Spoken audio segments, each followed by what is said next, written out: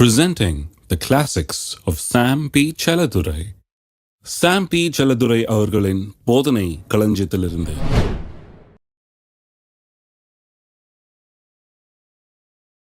தேவனுடைய ராஜ்யத்தை குறித்து பிரசங்கித்து வந்திருக்கிறோம். இது 4வது வாரம்.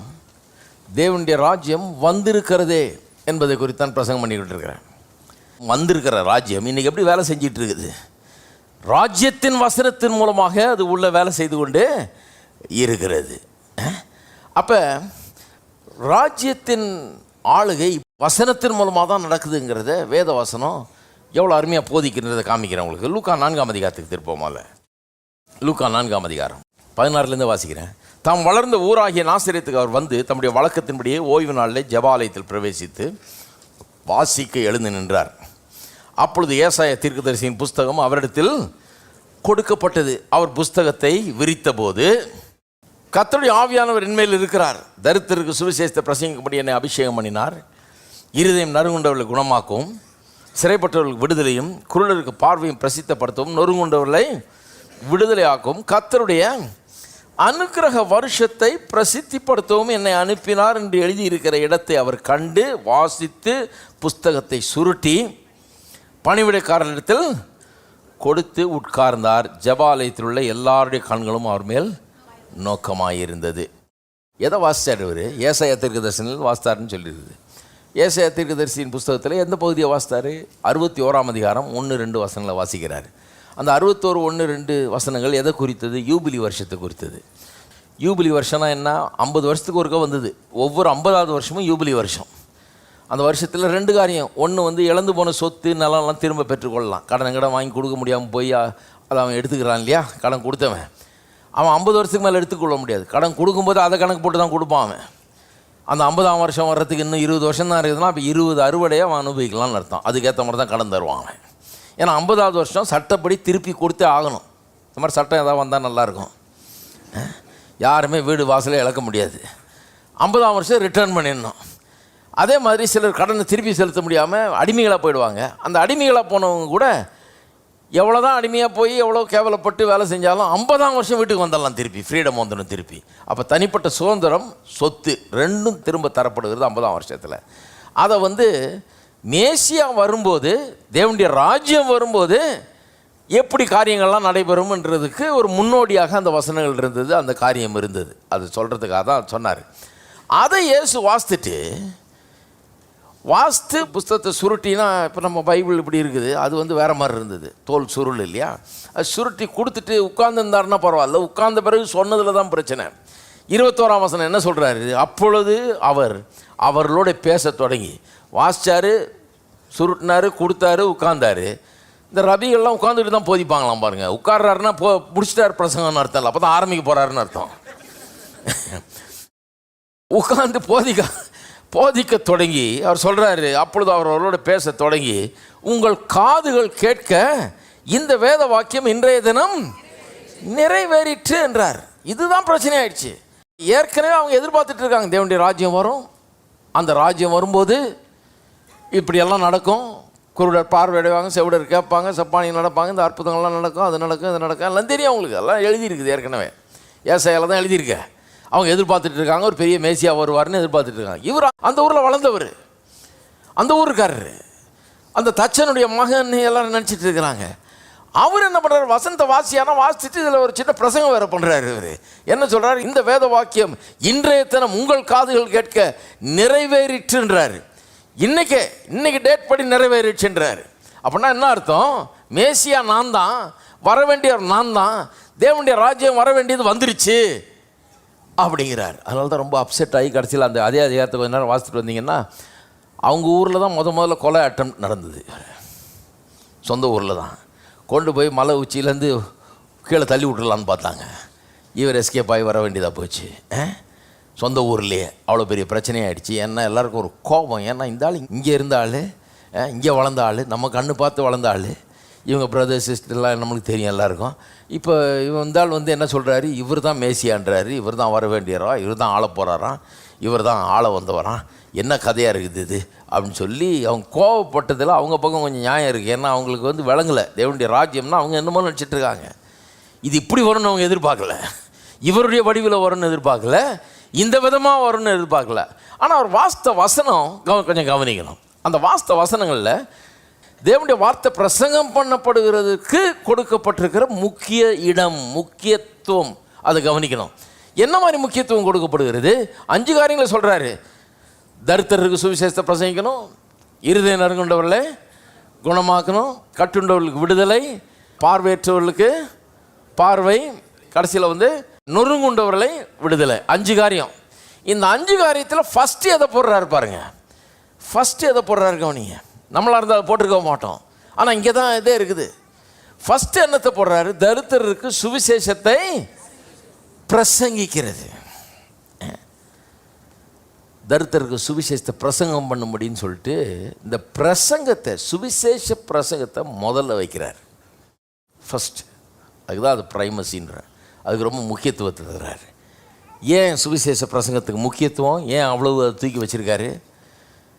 ஏன்னு சொன்னால், இருதய நறுங்குண்ட குணமாகிறது, சிறைப்பட்டவர்கள் விடுதலை, குருடருக்கு பார்வை, இதெல்லாம் அற்புதமான காரியங்கள். ஆனால் அதை காட்டிலும் அற்புதமான காரியம், அதை காட்டிலும் ரொம்ப முக்கியமான காரியம், சுவிசேஷம் பிரசங்கிக்கப்படுகிறது.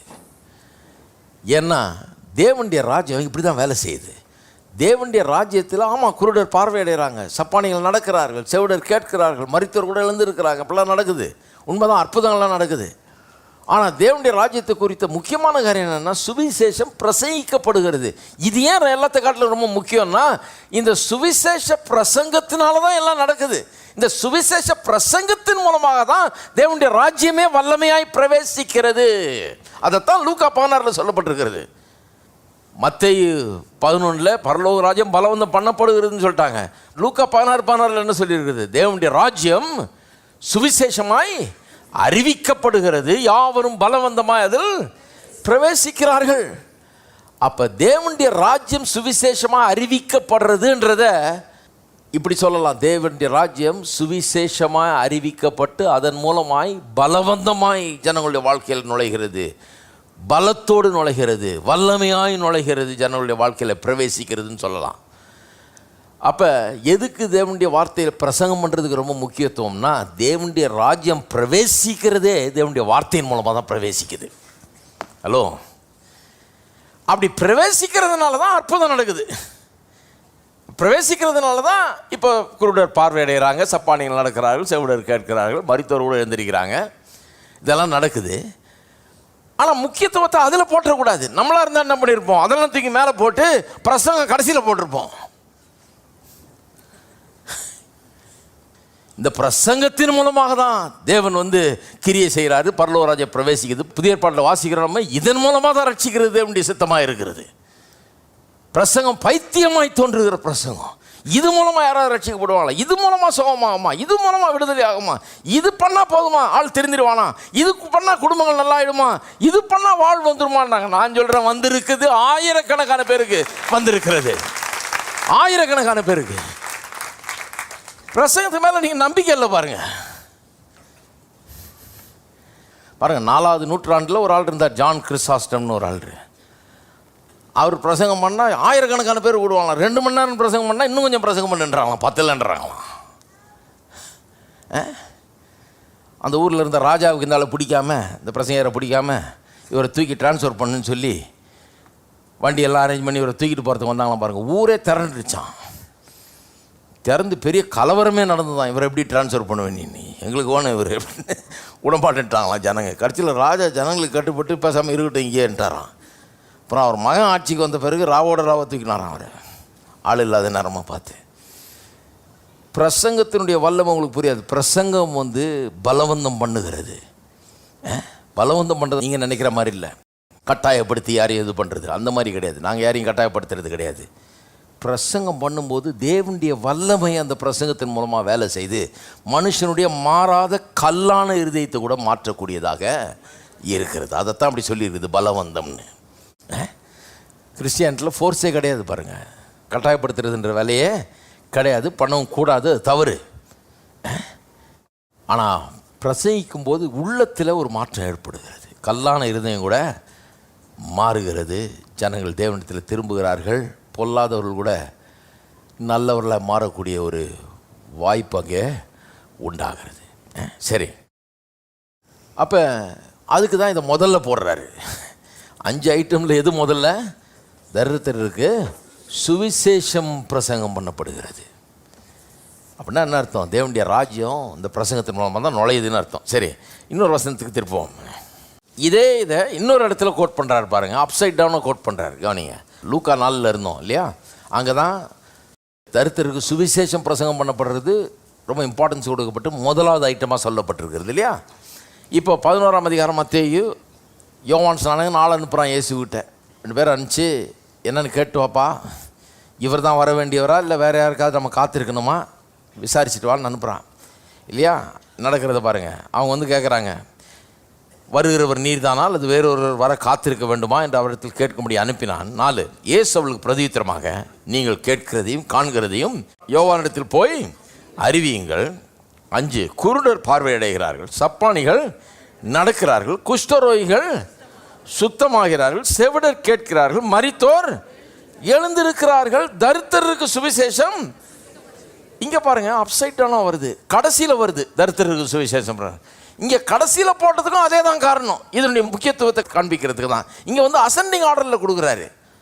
முக்கியம் இல்லாததை ஃபஸ்ட்டு போட்டு இப்படி போக போக போக போக கடைசியில் முக்கியம் வாய்ந்ததை சொல்கிறது. நிறைய நேரத்தில் இப்படி பண்ணுவாங்க, பிரசங்கம் பண்ண சொல்லி தரும்போது கூட அப்படி தான் சொல்லி தருவாங்க. முதல்ல ஸ்லோவாக ஆரம்பித்து நிறைய காரியங்கள் போக போக போக கிளைமேக்ஸுக்கு கொண்டு போகணுன்றாங்க. பாயிண்ட் இன்னும் கொஞ்சம் ஸ்ட்ராங் ஆகிக்கிட்டே போகணும், ஆர்கியூமெண்ட் இன்னும் கொஞ்சம் ஸ்ட்ராங் ஆகிட்டு அந்த மாதிரி தான் கொண்டு வர்றாரு. இங்கே ரொம்ப முக்கியமானதை கடைசியில் போடுறாரு. அப்போ நம்ம போட்டோம் இதை வருஷப்படுத்தணும்னா நம்ம எப்படி வருஷப்படுத்துவோம் பாருங்கள். திருப்பியும் வாசிக்கிறோம். குருடர் பார்வையடைகிறார்கள், சப்பானிகள் நடக்கிறார்கள், குஷ்டரோகிகள் சுத்தமாகிறார்கள், செவிடர் கேட்கிறார்கள், மரித்தோர். அதோடு நிறுத்திக்கலாம் போல இருக்குது. ஏன்னா மரித்தோர் எழுந்திருக்கிறத விட பெரிய உண்டா?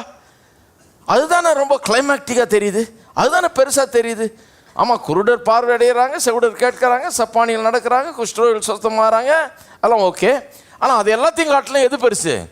மரித்தோர் எழுந்திருக்கிறது பெருசு. மரித்தோர் எழுந்திருக்கிறத பற்றி சொன்ன பிறகு வேறு எதுவும் சொல்ல வேண்டாம், ஏன்னா அதை காட்டிலும் பெருசு ஒன்று இருக்க முடியாதுன்னு நம்ம நினைக்கிறோம். நம்ம போட்டிருந்தோம்னா வரிசையில் இப்படி தான் ஆர்டர் பண்ணியிருப்போம். கடைசி ஐட்டம் அசெண்டிங் ஆர்டரில் போட்டு ரொம்ப முக்கியமானதை கடைசியில் போடணுன்னு இருந்தால் நம்ம என்ன பண்ணுவோம்? இந்த ஆர்டரில் போட்டு எங்கே நிறுத்தியிருப்போம்? மரித்தோர் எழுந்திருக்கிறார்களோடு நிறுத்தியிருப்போம். ஆனால் அதுக்கப்புறம் அதை காட்டிலும் முக்கியமான ஒன்று சொல்கிறாரு, தரித்திரருக்கு. கவனிச்சிங்களா? தரித்திரருக்கு சுவிசேஷம். அப்போன்னா என்ன அர்த்தம்? இந்த தரித்திரருக்கு சுவிசேஷம் பிரசங்கம் பண்ணப்படுகிறதுங்கிறது மரித்தோர் எழுந்திருக்கிறத காட்டிலும் பெரிய காரியம், பெரிய அற்புதம். அப்படிதான் வருது. அதை காட்டிலும் ஒரு பெரிய அற்புதம் எது? தரித்திரருக்கு சுவிசேஷம் பிரசங்கம் பண்ணப்படுகிறதுங்கிறது மரித்தோர் எழுந்திருக்கிறத காட்டிலும் பெரிய அற்புதம். ஏன் அதை பெரிய அற்புதமாக சொல்கிறாரு? ஏன் அதை அவ்வளோ பெருசாக சொல்கிறார்? பிரசங்கம் பண்ணுறதுல என்னையா இருக்குது அப்படின்றாங்க சிலருக்கு விளங்கவே மாட்டேங்குது. பாருங்கள், இந்த பிரசங்கத்தில் என்ன இருக்குது? நான் சொல்கிறேன், பிரசங்கத்தின் மூலமாக தான்.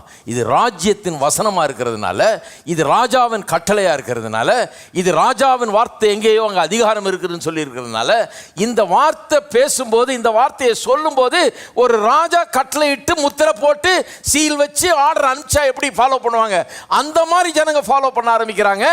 அந்த மாதிரி அதிகாரம் இந்த வார்த்தைக்கு கொடுக்கப்பட்டிருக்கிறது. அதனால தான் இது ரொம்ப முக்கியம். ஒரு ராஜாவினுடைய வார்த்தைக்கு எப்படி அதிகாரம் இருக்குதோ அது மாதிரி இது எல்லாரும் உபயோக பண்ணி ஆகணும். அப்படிப்பட்ட ஒரு அதிகாரம் இந்த வார்த்தையில் இருக்குது. அப்போ எது பெருசு? இதுதான் பெருசு. இதனால தான் மரித்தோர் கூட எழுந்திருக்கிறாங்க, இதனால தான் சப்பானிகள் நடக்கிறாங்க, இதனால தான் குருடர். அதனால இது இல்லை, இதனால அது. எத்தனை பேருக்கு நல்லா வழங்குது நான் சொல்கிறது?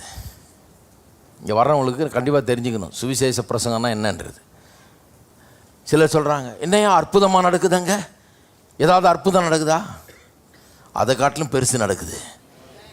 கடவுளுடைய வார்த்தை இங்கே பிரசங்கம் பண்ணப்படுகிறது. இந்த வார்த்தை பிரசங்கம் பண்ணுறதுனால தான் அங்கே அற்புதம் வாழ்க்கையில் நடக்கிறது. இதை தலைகீழாகிடக்கூடாது. சிலர் அற்புதத்தை பிரதானமாக்கிட்டாங்க, பிரசங்கத்தை ஒன்றும் இல்லாமல் ஆக்கிட்டாங்க. அற்புதத்தை வச்சே ஓட்டிடலான்னு பார்க்குறாங்க. பிரசங்கம் நின்று போனால் அற்புதம் நின்று போயிடும். ஹலோ, இதை பிரசங்கம் பண்ண அற்புதம் அதிகம் ஆகிக்கிட்டே இருக்கும். ஏன்னா இதுதான் ராஜ்யத்தை பிரவேசிக்க பண்ணுகிறது. தேவனுடைய ராஜ்யம் எப்படி பலவந்தம் பண்ணுது, எப்படி உள்ள பிரவேசிக்குது? வசனத்தின் மூலமாக தான் பிரவேசிக்கிறது மற்றவருடைய வாழ்க்கையில். சரி,